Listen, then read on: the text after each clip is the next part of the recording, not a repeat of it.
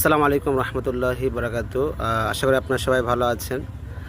আজকে আপনারা সবাই জানেন আজকে বাংলাদেশে, বিশেষ করে আমি চট্টগ্রামে আছি। চট্টগ্রামে অনেক গরম, সারাদিন ঘরে থাকাই যাচ্ছে না একদম। ফ্যানের বাতাস থেকেও গরম হাওয়া বের হচ্ছে, এত পরিমাণ গরম। জানি না কবে চট্টগ্রামে বৃষ্টি হবে বা পুরো বাংলাদেশে বৃষ্টি হবে। তো আসরের পর বের হয়েছিলাম একটু বাইরে, সব জায়গায় গরম। তো মাগরিবের পর ভাবলাম যে সমুদ্রের পাড় থেকে ঘুরে আসি, তো সমুদ্রের পাড়ে চলে আসলাম। এটা হালিশহর সমুদ্রের পাড়। তো ভাবলাম আপনাদের জন্য আমাদের প্রিয় নবী রাসূল আরবি সাল্লাল্লাহু আলাইহি সাল্লামের একটি গরম বিষয় একটা হাদিস রয়েছে, আপনাদেরকে শোনাবো।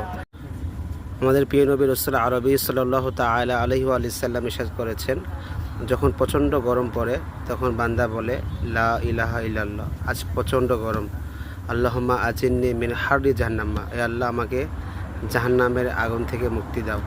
ওই সময় আল্লাহ তাআলা জাহান্নামকে বলেন, আমার বান্দা তোমার কাছে আমার নিকট জাহান্নামের আগুন থেকে পানা চাচ্ছে, তুমি সাক্ষী হয়ে যাও আমি আমার বান্দাকে জাহান্নামের আগুন থেকে পানাহা দিলাম।